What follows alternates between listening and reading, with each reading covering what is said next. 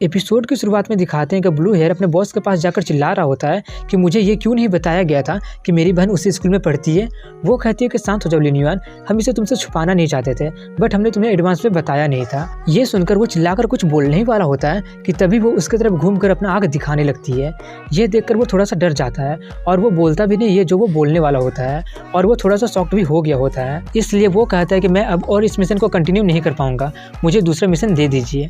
वो कहती है कल से तुम्हें मिल जाएगा, अब तुम यहाँ से जा सकते हो। वहीं पर बाहर में मोरिया उनकी बहस सुनकर थोड़ा सा डर गई होती है और तभी वहाँ से वो निकलकर सीधा जाने लगता है। तभी वो उससे कहती है कि मुझे तुम्हारी चिंता हो रही थी, मुझे तो लगा था कि तुम मिशन फेल होने के कारण उससे जाकर माफी मांगोगे, बट तुम्हें आर्ग्यू करते सुनकर मैं तो डर ही गई थी। लू कहता है कि मैंने बॉस से कहा है कि मैं अब और चोंगनान स्कूल वाले मिशन में इन्वॉल्व नहीं हो सकता हूँ, अब से तुम्हें ये सब कुछ अकेले संभालना पड़ेगा। मोरिया कहती है वो तुम्हें संभाल ही लूंगी, लेकिन तुम उस वक्त इतना क्यों डर गए थे जब तुम्हारी बहन तुम्हें देख ली थी। ये सुनकर वो रुक जाता है और कुछ सोचते हुए कहता है कि अगर उसे पता चल जाता है कि मैं क्या कर रहा हूँ तो वो मुझ पर बहुत ही ज़्यादा गुस्सा हो जाएगी। तभी मोरिया उसे कंफर्ट करते हुए उसे अपनी तरफ से ट्रीट देती है और उससे पूछती है कि तुम क्या खाना चाहोगे। वहीं पर उनके बॉस को मिस्टर डोंग कॉल करता है। लिंक कहती है कि जो बोलना है सीधे सीधे बोलो, मैं छोटी बातों के मूड में नहीं हूँ। वो बताना शुरू करता है कि मुझे जो नया इन्फॉर्मेशन मिला है उसे सुनकर तुम चीयर अप हो जाओगी। मैं उस लड़की के बारे में पता कर रहा था जिसने हमारा प्लान को बिगाड़ दिया था, मुझे उसका वीकनेस के बारे में पता चल गया है, हम उसे यूज करके प्रिंसिपल को हरा सकते हैं, और वो उसे अपना पूरा प्लान बता देता है। ये सब सुनकर वो कहती है काफ़ी अच्छा प्लान है मिस्टर डोंग, तुम जाकर चोंगनान बॉयज स्कूल से कांटेक्ट करो, मैं डेवलपर से बात करती हूँ। ये बोलकर वो कॉल रख देती है और सोचने लगती है कि फैंग किन, उसके बारे में सब कुछ पता करना पड़ेगा। वहीं पर उसके स्कूल को दिखाते हैं जहाँ पर फैंग क्लास में ही सो रहा होता है। तभी उसका दोस्त आकर कहता है कि अब उठ भी जाओ, छुट्टी हो गया है। इसलिए वो लोग जाने लगते हैं और तभी यांग उससे पूछता है कि मंथली एग्जाम आने ही वाला है, क्या तुम लोग तैयार हो। ये सुनकर सुहान अपना नाटक शुरू करते हुए कहता है कि एग्जाम तो मेरे लिए पीस ऑफ केक है, जब रिजल्ट आउट होगा तो सभी लड़के मेरे रिजल्ट को देखकर मेरे लिए पागल हो जाएंगे। यांग कहता है कि वो सब सिर्फ तुम्हारा सपना में ही हो सकता है, तुम तो मीन लेवल पर भी नहीं हो। तभी फांजी फैंग से उसके बारे में पूछती है। वो थोड़ा सा घबराते हुए कहता है मैंने थोड़ा सा प्रोग्रेस किया है। तभी वो उसके पास आकर उसके कान में कहती है क्या आज का फ्राइड राइस तुमने बनाया था। ये सुनकर वो मना करते हुए कहने लगता है कि तुम ये क्या बोल रही हो, ऐसा तो पॉसिबल हो ही नहीं सकता है। वो कहती है कि पहले तुम हमेशा मेरे लिए लंच बनाया करते थे, उसे खाकर मैंने कुछ मिनट में ही पहचान लिया कि उसे तुमने ही बनाया था। तभी फैंग ये बोलकर भाग जाता है कि मुझे टेस्ट का तैयारी करना है। उसे देखकर वो बोल रही होती है कभी तो मैं तुम्हें छोड़ रही हूँ। वहीं पर फैंग जाते हुए बोल रहा होता है कि उतना सारा खाना बनाकर मेरा कंधा बहुत ही दर्द करने लगा है, शायद मैंने कोई नया लाइफ रिकॉर्ड बना दिया है। और वो घर जाकर गेम खेलने के बारे में सोच रहा होता है। तभी वो देखता है कि उसका डॉर्मेट्री गायब हो चुका है। ये देखकर वो काफ़ी ज़्यादा शॉक्ड हो जाता है और जल्दी से प्रिंसिपल को कॉल करता है। प्रिंसिपल उसे उसके आज के हेल्प के लिए बहुत ही ज़्यादा तारीफ करने लगती है। तभी वो उससे कहता है कि मुझे आपसे कुछ पूछना है।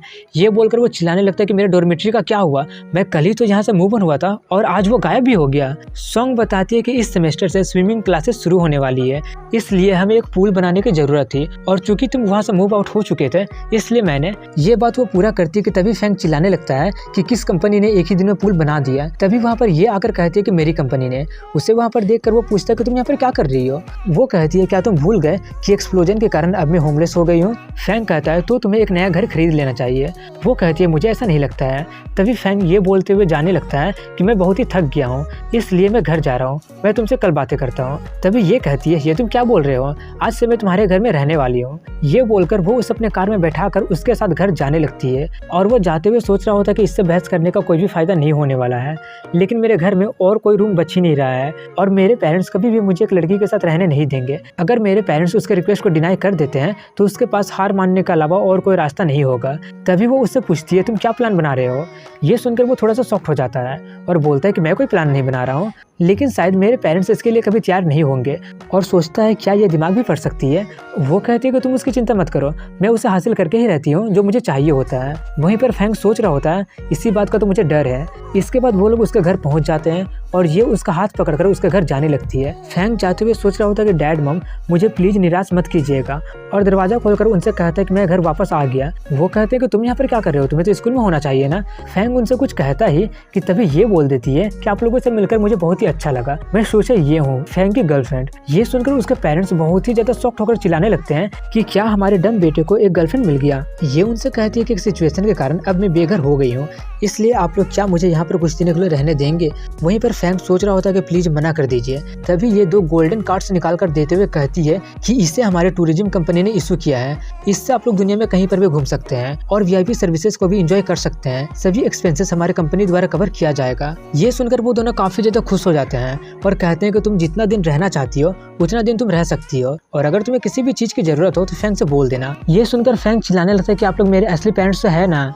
वहीं फिर फैंग बहुत ही दुखी होते हुए बोल रहा होता है कि मैं ही बेवकूफ़ था जो उन पर भरोसा करके बैठा था। ये उससे कहती है तो बताओ अब हम लोग सबसे पहले क्या करेंगे।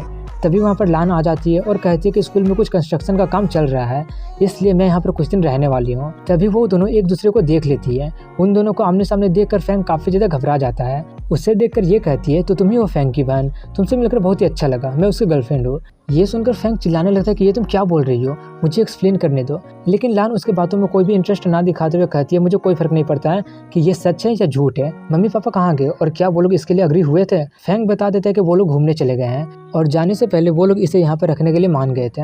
लान रूड होकर कहती है तो ठीक है मैं अपने रूम में जा रही हूँ। फैंग उससे कुछ बोलने की कोशिश करता है लेकिन वो उसे इग्नोर करके अपने रूम में जाकर दरवाजा जोर से पटक कर बंद कर देती है। ये देखकर ये कहती है कि लगता है कि तुम दोनों के बीच में ठीक से नहीं बनती है। वो कहता है कि मैं एक अच्छा भाई नहीं हूँ।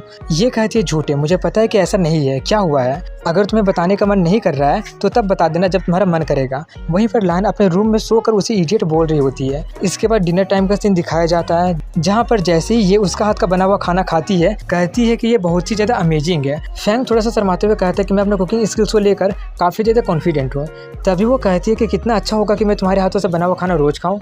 ऐसे ही वो दोनों बातें करने लगते हैं जिससे लान का दिमाग काफ़ी ज़्यादा खराब होने लगता है और एक बार वो चिल्लाकर कहती है कि मेरा पेट भर गया है। फैंग कहता है लेकिन तुमने तो कुछ खाया ही नहीं। तभी वो खाना लेकर बड़बड़ाते हुए अपने रूम में चली जाती है और वो सोच रहा होता है कि अब उसे क्या हो गया। ये कहती है कि लगता है कि तुम लोग पहले काफ़ी क्लोज थे। वो पूछता है कि तुम्हें कैसे पता चला। ये कहती है क्योंकि मैं एक लड़की हूँ ना, उससे जलन हो रही है। इसके बाद कल का सीन दिखाया जाता है जहाँ पर फैंग स्कूल जाते हुए बहुत ही ज़्यादा नींद में होता है और बोल रहा होता है कि कल रात को मैंने बहुत ही मेहनत करके ये को अपने पेरेंट्स को रूम में भेज दिया था, नहीं तो पता नहीं क्या हो जाता। तभी वहाँ पर उसके दोस्त आकर कहते हैं क्या हाल है भाई, तुम्हारा हालत देखकर तो ऐसा लग रहा है कि जैसे तुम कल रात भर जाकर पढ़ाई कर रहे थे। क्या तुम वही फैंग हो जिसे हम जानते हैं। एग्जाम का नाम सुनकर वो काफ़ी ज़्यादा शॉक्ड हो जाता है और सोचने लगता है कि इसके बारे में मैं तो पूरी तरीके से भूल ही गया था। उसके दोस्त कहते हैं क्या तुम एग्जाम के बारे में भूल गए थे, तुम बहुत ज़्यादा थक चुके हो क्योंकि कल रात भर तुम गेम खेल रहे थे, इसी फैंग को हम जानते हैं। फैंग नाटक करते हुए कहता है कि ये तो सिर्फ मंथली एग्जाम है, मेरे लिए कोई बड़ी बात नहीं है। इसके बाद एग्जाम टाइम का सीन दिखाया जाता है जहाँ पर वो सोच रहा होता है कि जब तक मैं सभी फिल इन द ब्लैंक्स को भर दूंगा कुछ ना कुछ नंबर मिल ही जाएंगे। ऐसे ही करते करते उनका लास्ट एग्जाम भी खत्म हो जाता है और जाते हुए वो सभी लोग आंसर डिस्कस कर रहे थे। फांजी फैंग से उसके एग्जाम के बारे में पूछती है। वो याद करते हुए कहता है कि मुझे बहुत ही अच्छा फील हो रहा है। तभी वो लोग उसे सीरियस होकर देखते हुए कहने लगते हैं कि रो मत। फैंग चिल्लाते हुए बोलने लगता है कि ऐसे देखना बंद करो, मैंने कहा ना कि मुझे बहुत ही अच्छा फील हो रहा है। स्वान कहता है कि पिछली बार जब तुमने ऐसा ही कहा था तब तुम एग्जाम ही फेल कर गए थे। यांग कहता है कि उसके पहले वाली एग्जाम में तो तुमने सारे आंसर से गलत लिखे थे और फांजी डायरी निकालकर उसे बताना शुरू करती ही है कि तभी फैंग चिल्लाकर बोलने लगता है कि बस बहुत हुआ। ये बोलकर वो घर चला जाता है। इसके बाद उनका टेस्ट का पेपर उन्हें वापस दिया जा रहा होता है। फैंग अपने मार्क्स देखकर काफ़ी ज़्यादा शॉक्ड हो जाता है और वो अपने क्लासमेट्स की बातें सुनने लगता है। वे कहती है कि मेरा मैथ थोड़ा सा खराब हो गया है, तुम्हारा क्या हुआ। मोया कहती है हमेशा की ही तरह, लेकिन इस बार मेरा चाइनीज का ग्रेड्स थोड़ा सा कम हो गया है और मैथ के नंबर्स को लेकर मैं सेटिस्फाई नहीं हूँ। ये सब सुनकर फैंग सोच रहा होता है कि ऐसा लग रहा है कि जैसा बाकियों का भी नंबर अच्छा नहीं आया है, अब तो एग्जाम को ही ब्लेम करूंगा कि बहुत ही हार्ड था। तभी फांजी उससे उसका मार्क्स के बारे में पूछती है। फैंग थोड़ा सा हंसते हुए कहता है कि एग्जाम थोड़ा सा हार्ड था बट मेरे नंबर उतने भी खराब नहीं आए हैं। ये सुनकर स्वान थोड़ा सा शॉक्ड हो जाता है और छीन कर उससे उसका पेपर देखने लगता है और देखकर हंसने लगता है।